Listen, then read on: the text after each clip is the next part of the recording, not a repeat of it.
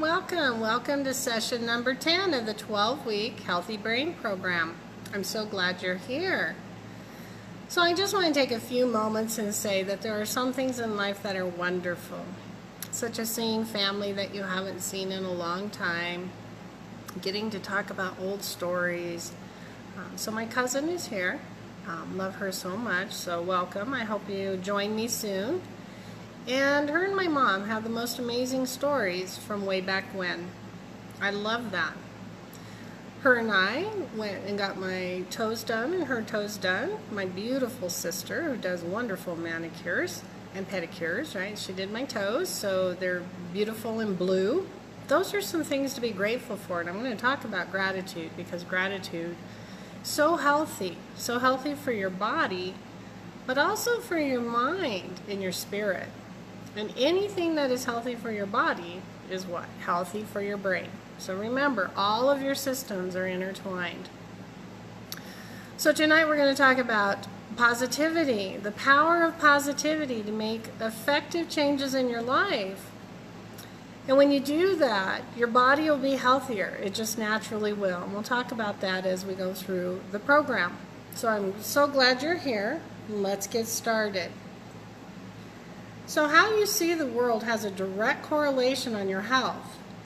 You experience the world from who you are, how you see the world, more so than what's happening in the world. We'll talk about this as we go through. So how you see the world will affect your level of stress. And we've talked so much about the effects of stress on your health. So chronic stress is known to decrease your lifespan. And remember, we've talked about your health span matching your lifespan. Chronic stress will decrease both, but it absolutely has been scientifically proven to decrease your lifespan. And here's how. Science has now identified that stress shortens our telomeres. And our telomeres are like the end caps of our DNA strands. I saw a special that likened them to the little plastic caps on your shoelaces. They protect the ends, and every time that your genes replicate, more and more of the ends are shortened. Well, stress makes it go faster, and when the telomeres are shortened, aging occurs. That's what causes your hair to change, your skin to change. It's the telomeres, it's the downgrading of your genes as they replicate. And stress causes it to happen more quickly. So if you're an angry or aggressive person, this is also related to a whole bunch of health issues. So some people are just more naturally volatile, hostile, angry, aggressive. They come at that right because we all are born similarly, but they're trained or events in their life. We have control of this. We absolutely have control over anger and sadness, happiness, right? All of that we have control over. I'm going to talk about that. But imagine the health issues of somebody who's just more likely to be angry, like high blood pressure. That one makes sense. We all know somebody, the terms that we use, they're going to blow a gasket, right? Or their veins are about to pop out. We do know that when a person sees red, right, blood pressure, we absolutely know that their blood pressure is rising. We can almost see it rise when a person is angry and they're about to blow. But imagine that chronic anger and hostility can lead to cardiovascular disease as well. It makes sense because it affects blood pressure, but it also makes sense because of all of the stress hormones that go along with anger. But chronic anger also leads to digestive disorders. We know that, ulcers and acid reflux, an increase in acid because of the anger, but infections as well. And here's how. It causes more infections. Remember that the body redirects all energy that's available to the fight or flight response. So it redirects it for your survival, right? How much of the available energy do you want your body to contribute to fighting or fleeing a bear? You want it all, right? You want every ounce of it. You want everything you have available. So it does this from perceived danger as well as real danger. It just doesn't know that that horrible driver who pulled out in front of you isn't a real danger. It's not a bear, right? It's not a physical danger. Doesn't know that. And each time you remember the scene, your body revs up the fight or flight response again and again and again. It even does it when you tell another. So imagine that you tell somebody in your office and you tell the story with feeling. You ramp it up, right? You even add to it. You maybe exaggerate. Every time you do, your body will rev up the fight or flight response again. So each time, you're flooded with stress hormones because you're really preparing to survive this most atrocious and dangerous situation. And the bottom line is, right, that no living organism can be in a state of homeostasis. That's your state of balance. That's your perceived safe state, right? You're stable. All of your systems are working. They're renewing, they're repairing, they're regenerating healthy cells in your body while you're in homeostasis. But when you are in the parasympathetic nervous system response, which is the fight or flight, your body turns off everything it doesn't need and redirects all available energy to fighting the bear, even if it's just a minor traffic incident. Doesn't know. So we were designed to survive immediate and short-term dangers, and then to go back into homeostasis when the crisis was over. But as humans, we have the unique characteristic of being able to kick in our parasympathetic nervous response by thought alone. Just remembering the event will take you into that fight or flight response. So that means that in today's world, right, most of us don't live in an environment that is dangerous. Most of us live in a very stable system. Not all, but most. And if you're on this with me, you really do have a fairly stable and safe life. You are not in an environment of chronic danger. So by thought alone, you create an environment of chronic stress and danger. By thought alone, by every phone call that makes you angry or frustrated, by every person who cuts you off, by long lines in the grocery store, by things that don't work well. You create the environment of chronic stress and danger by thought alone. But the great news is that you control your thoughts. You absolutely do. That's why we're human. That's why we're different. You control your reactions because you control your thoughts. Now, if you're a mountain lion, right, or a bear, you don't control your thoughts. You react intuitively. They don't have the prefrontal cortex that we do, the thought process, right? So you control your reactions. You control how you see the world. You control how you see others. You control how you see your own place in the world. It's all within your control, all of it. How you see the world, how you see others, and how you see your place in the world. You control that by thought. And this is where I get really excited, because this is where I saw my most beneficial changes. So I get really excited, and I'm passionate about my work. I'm passionate about sharing what I've learned and what I've put into action for myself, because it works. One, it works, but two, it creates your best life. Everything that's possible is done by your thoughts, how you see the world, how you see yourself, how you see others. That's what creates your reality. So I can say this with sincerity. that I know it to be true because it changed for me. And when I changed, everything changed. So the economy was still the economy, the weather was still the weather, work was still work, people were still people. But when I changed, everything changed, simply because I changed how I saw it all, how I experienced it all, what I thought to be true about it all. Remember, I've talked about truth is fluid. It's based on our perceptions of what it is. So here's my story, right? Using the tools that I've learned and put to use since starting my health journey, which started with my emotions. So I want you to know that we are wired to prioritize bad over good. It's an old survival mechanism, right, for the caveman. That's why news is always negative. Bad news sells, good news doesn't. We're wired, right, to prioritize bad over good. We needed that when we lived in a bad environment, a dangerous environment, right? So when man lived in caves, the environment was quite different. They didn't have the secure shelters.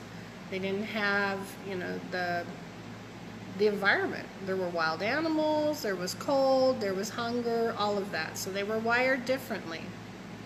They were wired for survival, to prioritize bad over good. So caveman needed to stay hypervigilant in that environment, that dangerous environment. They never knew what was out there. But for most of us today, this is a negativity bias that's counterproductive. I want you to hear that. This negativity bias is counterproductive because most of us spend too much time ruminating over the minor frustrations and situations in our life, such as missing a bus or missing a phone call or getting a phone call, right? We ruminate over these minor frustrations and situations. And because we have a negativity bias, remember we were wired that way, we don't spend enough quality, healthy time practicing gratitude and love, compassion, understanding, and connection. We are human. We want to be connected. We want to be connected to each other, connected to nature, connected to our source, our creator. We want this connection. It's good for our health. But we have a negativity bias. We come that way, but we don't have to stay that way. Remember, we have the prefrontal cortex, right? We have the prefrontal cortex. We control our thoughts. This is where we get powerful. This is where we're powerful. So I will tell you that moving from a negativity bias to a positive outlook takes a lot of hard work. It takes a lot of practice. It takes a lot of awareness. And most importantly, it takes a lot of gentleness on you because in the beginning, you're likely to react from the old habits and scripts. You're likely to respond from old programming. And only later will you even realize that that's what you did. So sometimes, right, you just fall right into it. You do the old programs, you do the old scripts. And then you go home and you're like, oh, that didn't turn out well. And you think, wow, exactly, that's the old me. That's how I used to respond. I used to get angry. I used to get frustrated. I used to tell my story over and over and over to anyone who would listen, right? So those are old programs and scripts. You have to take conscious effort to change them. So with practice, you'll soon step in the negativity, right? You'll be in it, but then you'll shortly realize that that you're there in that negativity, and then you can get out sooner. So you may still step in it, but then you can get out sooner. And each time you make these changes, you get better and better at it. You react and respond differently as you change from the inside. And being in a positive state is healthier all around. Remember, being in the positive state creates the good hormones, the oxytocin, the dopamine, the serotonin. It boosts your immune system. And here's why. Your body returns to homeostasis. Remember, homeostasis is when you're in a balanced state, a safe state. Your body regenerates, it repairs, it renews. So you begin to feel more rested, happier, calmer. And the more your body is in this state, the state of homeostasis, the needed systems of repair and regeneration take place. And physically, you become healthier. Physically, you become healthier because instead of being in this chronic state of stress, your body feels calm, it feels safe, it feels secure, and it will go ahead and boost the immune system. It will regenerate new cells. It will repair what it needs to repair, and you give it the time to do that. And this is because positive emotions have a scientific purpose to help the body recover from all the ill effects of negative emotions. So therefore, cultivating positivity, right, which is the focus of tonight, over time will help you become more resilient in the face of crisis or stress. Now, I coach my clients, right, that they are resilient. They've already overcome so many things, and they're still here, and most of them are still optimistic and hopeful. They're hopeful for change. They're resourceful. Every crisis they've been through, they've learned something. They have more resources, right? That's wisdom.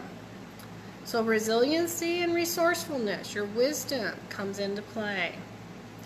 So do you know anyone who just seems to take everything as it comes without getting distraught, right? Without panicking, without going into the deepest despair? Do you know someone like that? Maybe you're that person. Or these people who come through tragedies, right, with a wholeness or an understanding. It's just hard to describe. Sometimes they've been through some of the worst, and they still appear, right, to be whole and happy and optimistic and loving, right? It's hard to describe. It's hard to describe how they do this. That's where you would be your healthiest. That's what I would coach you into doing. That's what I feel like I'm getting there. I don't know that I am there. Right? We're going through some tough times, and but I am definitely more resilient, still resourceful, very optimistic, very hopeful, very accepting of what is coming. Right? So I have done it differently. Emotional resilience, though, is like a rubber band. And this is what I'm practicing, even getting better at, because the more I see the effects, the more I want to be really resilient, emotionally resilient. It's like a rubber band. So no matter how far a resilient person is stretched or pulled by negative emotions, they seem to have the ability to bounce back to their original state. Let's say it's a state of wellness and joy and love, right? They go back to that state, even after they've been through something that has really stretched them or pulled them apart, right, in different directions.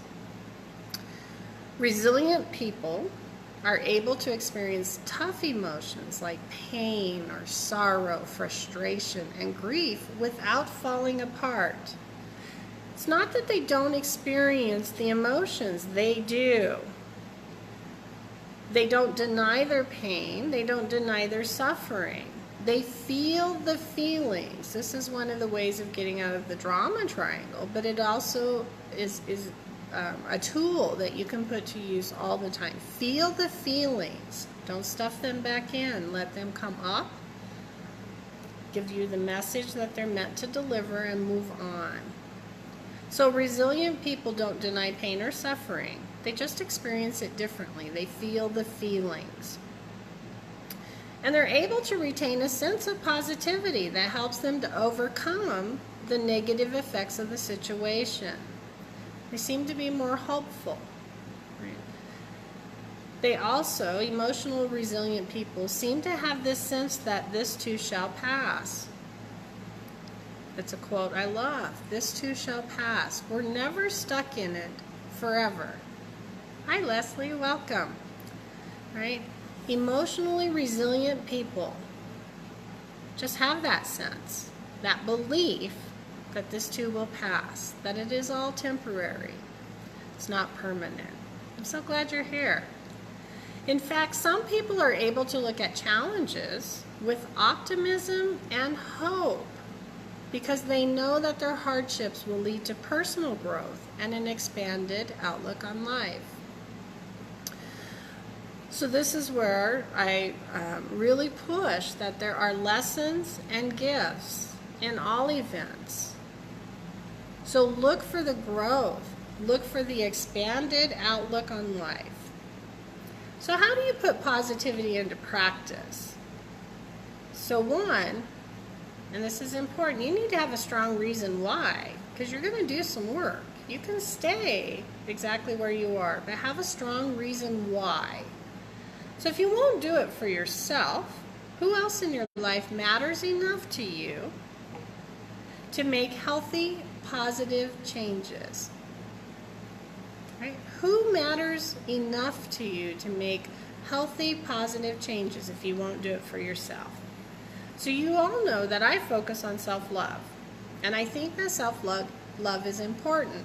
Vitally important. But for most of us, we're so far away from even liking ourselves that any positive resource will move you in the right direction. So if you can't muster up self-love as your focus and your main driving why, then think of someone else, any positive resource that will move you into the right direction. Have a strong reason why. So some of mine, before I found my real purpose, right, and I began the work. Remember, I wasn't sure what was going on. Some of you know my story. So when I first started doing this emotional work, before I knew my purpose, before I was a hypnotherapist, it was Mark and my children. I wanted to do it for them. I was physically very ill. I was facing an emotional crisis. I didn't know what it was. I just knew that I didn't feel well. So I can tell you that I wanted to see my children grown, and I wanted to see them creating lives of their own. It was a driving force. And then I wanted to be healthier for Markel's wedding. And then I want to be a grandma someday. This is my current one, my current strong reason why. I want to be a grandma someday, and it's a big driver still. And I don't want to tell my grandchildren that I can't go to the park or go see their activities because of poor health. And I want to see them grow and develop. I want that relationship someday. It's a strong reason why. And my work, I love this work. What I'm doing right now, what I do with my clients, I love it. I absolutely do. It's a strong reason why. And I want to do it into my 80s, maybe even my 90s. And I believe I can. I don't want to stop working. I love this work. This work fulfills me. It's a strong reason for me to keep my health, especially my brain health. I need my brain health so I can continue to do my purpose, to live my purpose.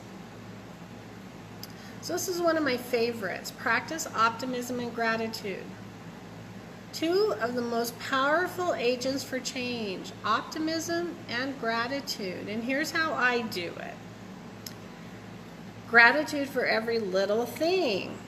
And the more you find to be grateful for, it's really funny. The more you find to be grateful for, then the more you find to be grateful for. And you find even more to be grateful for. So I'll do a little practice for you. This was on my mind this week.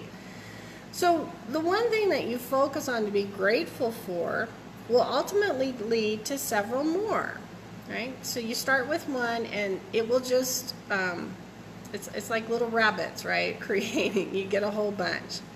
So you know that we're in a drought. And finally the monsoon rains came. They did. And we've been getting these amazing, glorious rains. So start there. So I did. Yay. Yay, rain. Thank you. Thank you for the rain. And that leads to it's cooler and more comfortable. It's watering the plants, right? They're turning green again. They're more beautiful. Grateful for that. It leads to I'm sleeping better. Why? Because it's cooler, more comfortable. I sleep better because the rain washes away the dust and I don't have as many sinus and allergy issues. Oh, but I love this one. I love listening to the rain. I posted that. Listening to the rain on a Sunday afternoon was glorious. Right? I was in the moment. It was a wonderful, wonderful experience. And thunder. I like thunder. I really do. A little scared of the lightning. I like to watch it from a safe distance. But I do like a good lightning show. Especially in the evenings when the clouds are dark and you can really, really see the lightning strikes. Right? That's phenomenal. Love that. Grateful. And then, I jump into that the rain is helping the firefighters who are battling all the wildfires. And that leads to gratitude for the firefighters. It also leads to a prayer for their safety. And then I have gratitude that my home is in a safe zone. And it can go on and on and on. So you can pick one thing and it'll just morph into so many reasons to be grateful. So as I was doing that, I immediately felt physical improvement, physical effects, positive emotions. Right? Gratitude is powerful, so powerful. It's hard to be negative when you're talking about all of the amazing things to be grateful for. And again, the more you're grateful and the more you look for things to be grateful, the more you find to be grateful for. It's a never-ending cycle. It's a limitless supply. You can never run out of gratitude if you try. And there was a landmark study, right, scientific, that found people who were asked to count their blessings. There was 2 control groups. The group who were asked to count their blessings felt happier. I just told you how much happier I felt just giving you those gratitudes, and it was just a few seconds. They exercised more, right? They weren't as depressed. They had a better outlook. They had fewer physical complaints. When you're practicing gratitude, something happens that you really do forget about all of the negativity and the physical complaints.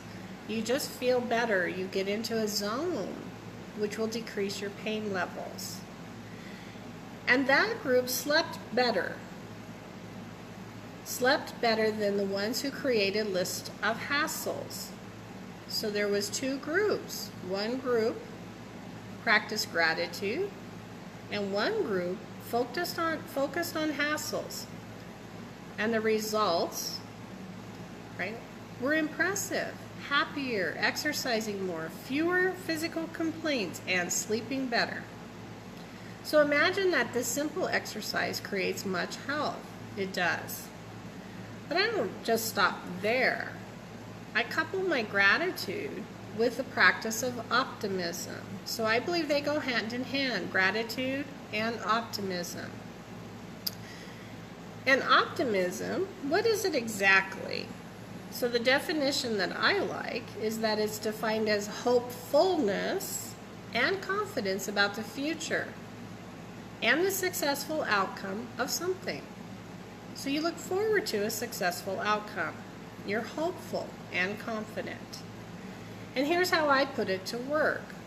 So first off, after my gratitude prayers in the morning, I move to looking forward to the day, whatever that day is going to be. So kind of planning, right? What's on the agenda? If it's a client, I look forward to working with the client. I look forward to a positive outcome, and I prepare for all that I can. I prepare for all that I have control over to bring about a positive outcome. So I prepare all that I can and all that I have control over that could create a positive outcome. But I want you to notice that I said all that I can and all that I have control over. Because I don't control things outside of me. Right? I don't control the weather. I don't control the other person. I don't control the economy. I don't control things outside of me. But I do control me. So I bring with me my positive outlook, my positive emotions, my loving emotions, compassion, understanding, all of that. And I have control over my reactions and my responses. But we live in the world, right? I live in the same world that you do. So even with all my preparation, my positive outlook, my training and practices, even with all of that, sometimes things just don't go the way I wanted them to, right? Life. Sometimes life happens. It just does. And so what do? This is where I really put this into practice. Remember to do something different. It didn't come out the way you wanted to, so do something different. And this is what I do, right? I do something different. So I play it out in my head, and I do it differently. I say it differently, right? So I play it out, and I look for those triggers. Where did it maybe go where I didn't want it to? Not wrong, but where did it go, right? I look for the triggers. Maybe I could say something differently. Or maybe I could even just take a breath and a pause. Boy, pausing can change so many things. Instead of reacting immediately and saying, right, what comes to our lips right off, take a breath and pause. You'll see immediate effects from that, let me tell you, because it just gives you a moment to say, maybe I don't want to say that, or I could say it differently. So before saying that one thing that appeared to be the trigger, I go within, and this is important, and I follow my feelings in, and I look for the trigger in me. I can get triggered as well. And I play it over and over with positive outcomes, but in different ways. As many ways as I can imagine, I play it out. And why would I do that, right? Because I can't change what already occurred. Can't. We know that. And I can't take back how it happened or what happened. That's right, I can't. I have to deal with the circumstances from that event as they come up. But what it does do is it trains my mind. It trains me to do it differently the next time, right? By looking at the interaction with an observer eye, removing both of us from the emotions and just looking at what happened. And then envisioning it in my mind positively, how I really would have liked it to go. So I play it many times and I change it up. What if I had done this? Could it have created the positive outcome? What if I had paused? What if I didn't say anything? What if instead I listened? What within me was a trigger that made me go to my old programs and scripts and maybe say something right from there? So it's an exercise in exploring your inner self, that's that inner work, but also the power of visioning. So your mind can create these outcomes, because again, it doesn't know the difference between fact and fantasy. So athletes many times will see the shot over and over and over in their mind, and they have muscle memory. So imagine this to be like muscle memory, or kind of like CPR.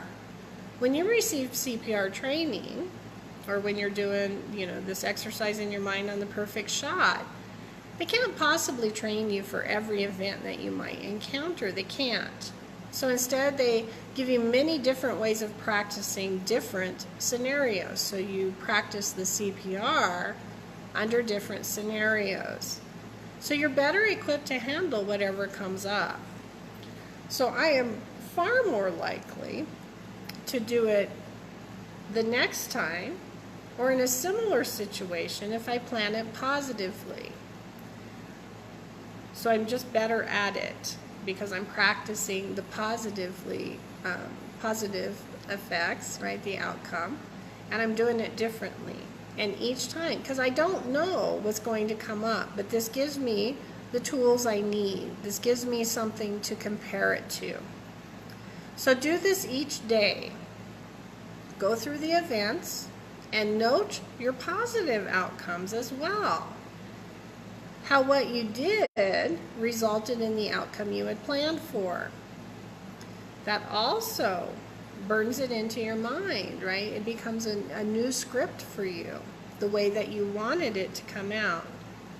But also, when it doesn't go as planned, stay out of judgment and blame, especially self, but stay out of judgment and blame. And instead, just replay it using the different techniques and envision the positive outcome for both, right? A win-win, positive outcome for both. So you can never be sure it will go exactly as planned. You can't. But you will be better able to produce positive results if you practice. So practice positive actions every day. Practice positive actions every day. Optimism and gratitude. So another powerful tool is forgiveness. We all know this. Forgiveness. So forgiveness means fully accepting the negative event that occurred and then releasing our negative feelings surrounding the circumstance. So I'll get into more tools of forgiveness, but first I want you to know about the research. Right? Always back it up with science.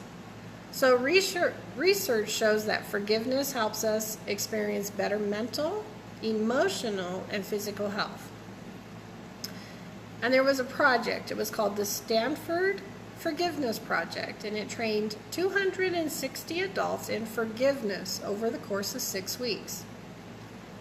70% reported a decrease in their feelings of hurt. That's huge. 13% experienced reduced anger, and 27% experienced fewer physical complaints, such as pain or stomach issues, and that was after only 6 weeks. Imagine what a year could do, or a lifetime. But the practice of forgiveness has also been linked in other studies to a better immune system, right? So forgiveness allows us to move from the anger or the hurt, where our immune system is suppressed, into optimism, right? Or love or compassion, all of the emotions that will produce those healthier hormones and will boost our immune system rather than suppress it.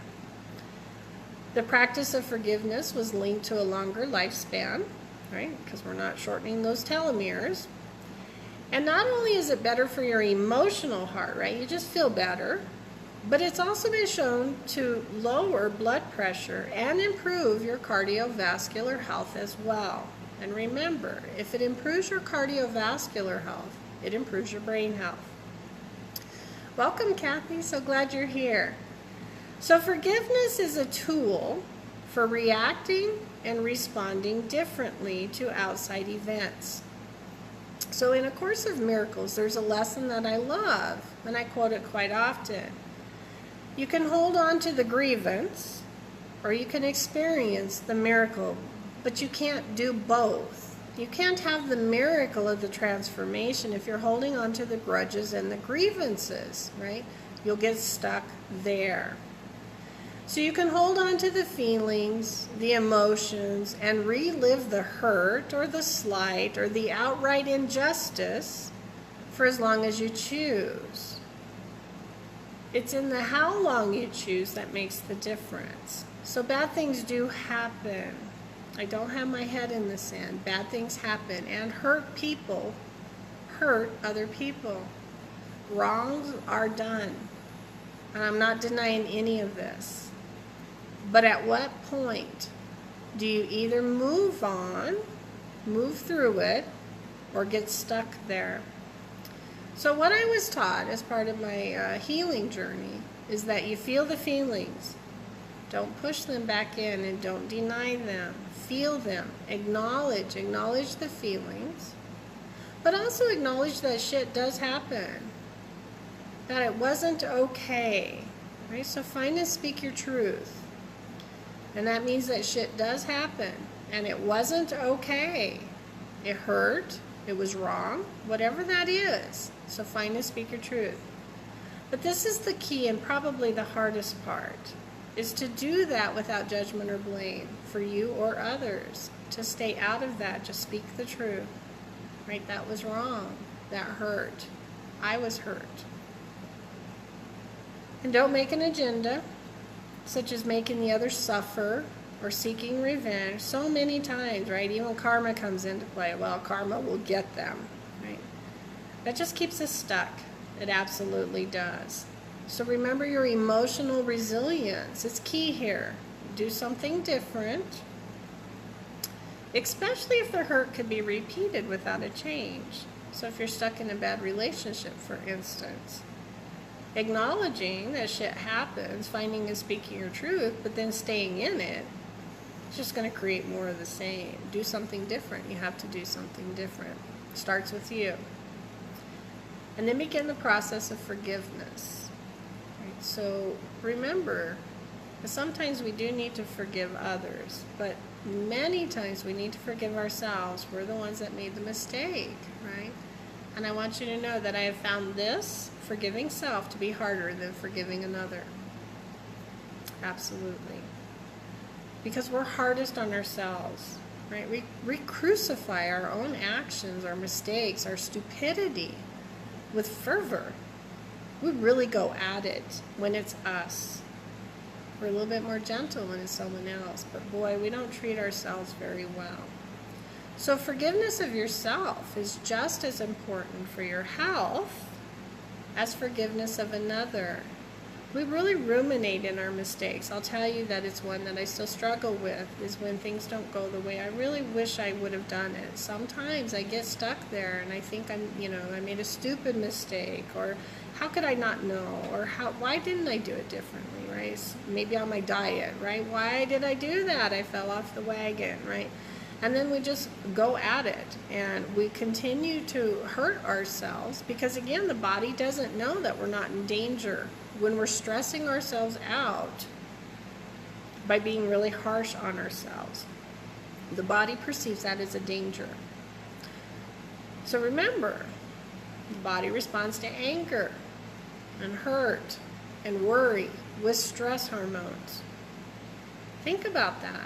That's how it responds, whether you're generating it because of your own mistake or somebody else's. The body doesn't know. Goes into fight or flight, shuts down the immune system, doesn't repair your cells, doesn't regenerate. Now, forgiveness of others can absolutely change how we see the world. It can. So let's say that you were betrayed by someone you love, family or friend. It just hurts. It does. It hurts. Your heart physically hurts. It's a heartbreak. It physically hurts. And then you have the emotional hurt, and you also have the mental hurt. And your brain replays it over and over. How could it be? How could they do that, right? I'm in so much pain. We do this, right? We start to spiral, we ruminate. And just like telling the story of the traffic accident, right, or the traffic incident, your body reacts to stress hormones. So when you have a broken heart, we know that people's immune systems are lowered. They're lowered when they're in grief because the body reacts with the stress hormones. So your physical body is resilient if you're overall healthy. And you can have these moments of deep sorrow or grief or anguish. It's in the how long you're going to live there that makes the difference in your health. So first, if what was done was not okay, acknowledge that it wasn't okay. And some things absolutely are not okay. They aren't. They're tragedies and they're injustices and sometimes they're crimes. So acknowledge that. And forgiveness in no way, I want to make this clear, forgiveness in no way releases the others from their actions. It is not. It is not to say that what they did was okay. That is not forgiveness. Because the act of forgiving isn't about them anyway. It's about you and your health, your emotional health, your mental health, your physical health. I want you to hear that. Forgiveness is not about them, it's about you. And it is not, forgiving them does not mean that what they did was okay. That is not what it's about. Because you can keep the grievance, you can, long after the other person's out of your life. And they may not remember a thing. Right? It's still a toxin within you. Still a toxin within you. So these would be things like grudges. They rarely affect the other. rarely affect the other. Or those pesky self-limiting negative beliefs, maybe the ones you picked up in grade school or high school and you're still carrying, just like a grudge, right? Maybe you don't like, I don't know, you don't like blondes, right? Because there was mean blonde girls. Or you just don't like girls because they were mean, and that can happen. But you're carrying it forward. Maybe they said you were fat in school, and you carry that forward, right? They're long gone. They're moving on with their life, but you may still hold these limiting negative beliefs. So I want you to know how you know. If you can recall a hurt from long ago, and it still brings up those feelings as if it was yesterday, right, then maybe you need some forgiveness. Forgiveness may be in order. Not for them, but for you. And for your health. Because most importantly, your state of being and living in happiness is what you should focus on. So experiencing life without these old grudges and grievances, imagine how much lighter you would be, how much happier you would be. So think about it. Do they serve you in any way? These old grudges, these old grievances, do they serve you in any way? Or do they just get in the way of your wellness and your happiness, your peace, and your joy? So another little tip on finding and speaking your truth. We're moving right along. Find someone safe to tell your story to. The person will listen, right? This is a safe person, and allow you to express what happened. But they'll stay out of giving you advice, and they won't criticize you by saying such things as, well, what did you expect? Right? We all know some of those people that fit in that category. That's not the safe person, right, that you share your experience with. No, the safe person would be the person who listens and just holds space while you move through this, right? And you know this person will keep it to themselves. And that what's said and expressed stays there, never shared with another. So this person is your lifeline, and sometimes we need that. We don't need it to be fixed. We just need to express what's within us. Let's say it's hurt or a little bit of anger or frustration. We don't want it to go any farther. We just need to express it. So this person is your lifeline. And you may know them. It may be someone you know very well, a friend or family. But also consider that it could be a professional, because for some, there isn't someone out there that is that safe person. Someone who isn't tied to the situation or the players. Someone who maintains confidentiality. Maybe maintains confidentiality as part of their job description. Right? So consider a minister, a life coach, a counselor, a therapist, right? It's part of their job description. Even if you've never considered anything like that before, imagine the benefits of being able to tell your story to someone without repercussions and without restrictions. Right? Sometimes if we're telling someone and we're all tied together, let's say it's family member telling another family member, we may have restrictions on what we say so that we don't hurt the person's feelings that we're telling. Right? So imagine that you could tell your story openly, without repercussions and without restrictions. Imagine how it could free you, right? And that person may also be trained in forgiveness and gratitude practices. Imagine how powerful that is. So to wrap it up, right, living your best life depends more on how you view life and how you experience life, your own reactions and responses to what occurs, more than what actually happens in your life. I want you to hear that. Your best life depends more on how you view life, your point of view, how you experience it, your reactions and responses, more than what actually does happen in your life. So living your best life is finding the lessons and gifts of the events that life throws your way. And I will tell you, there is always a lesson, but most of us never get to the gifts. We know there's a lesson, right? We all say that. It's for the better. It'll teach you something. But rarely do we ever talk about the gifts that come with it. because most of the time we get stuck in the negative emotions and we forget that there's a gift. Many times we're so stuck in the negative emotions we don't even want to consider that there could be a gift. Hi, welcome, Paula and Carrie, welcome. We won't even consider that there's a gift because we're stuck. We're stuck in the negative emotions. We don't even want to imagine that something good could come of it. So it's true. All of these are simple tools. Optimism, gratitude, forgiveness, they can change your life. They absolutely can. And although the tools are simple, putting them into practice takes dedication. I want you to hear that. I'm still doing it. Still doing it. Made huge improvements in my life, but I'm still doing it. I know it works. I do. From the bottom of my heart, it worked for me. And the old me would have handled the challenges of the last few years so differently. We have all faced some really big challenges over the last few years, and I would have done it differently. And I can't say exactly what I would have done, right? Because I handled it better. I don't know what the old me would have done, but I do think that I would have, crumbled. And I think I would have got stuck there. And I think I would have been in despair and hopelessness, all of the above, right? But I handled it better. I did. I've been doing my work. I've been doing my inner work. And I moved through the events. And I paid attention to the lessons. I absolutely paid attention to the lessons. And I put into practice what I was being shown for my own growth. Right? I can't grow for someone else.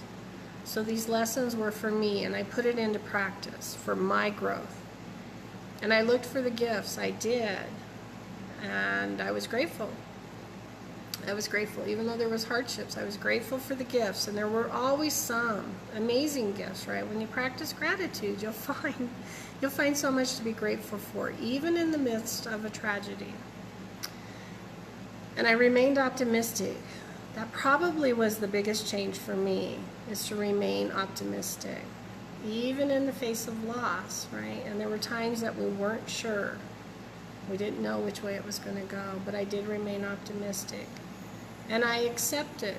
This was big for me because the old me wouldn't want to do this, but I did. I accepted that I was resilient and resourceful and could handle whatever came my way. That I could weather the storm and that it too would pass.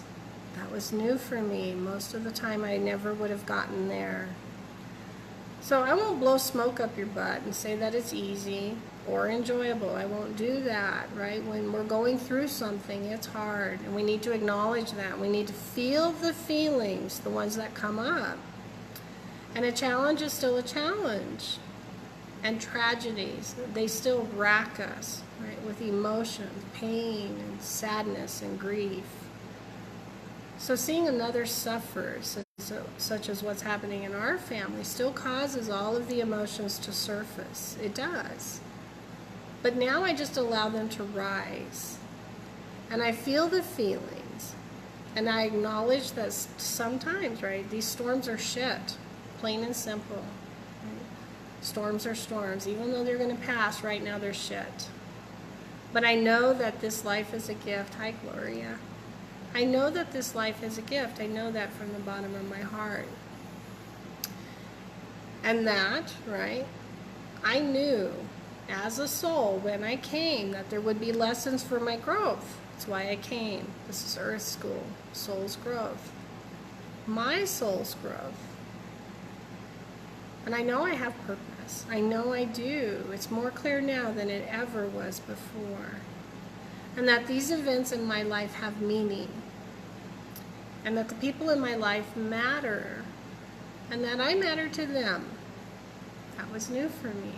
Right? I always loved them, and they mattered so much to me. But I didn't realize how much I mattered to them. So therefore, I mattered to me. And I don't look forward to hardships and challenge. I don't. I don't go out looking for trouble. But if trouble comes my way, I have what I need. I have what I need. And I know from where I came.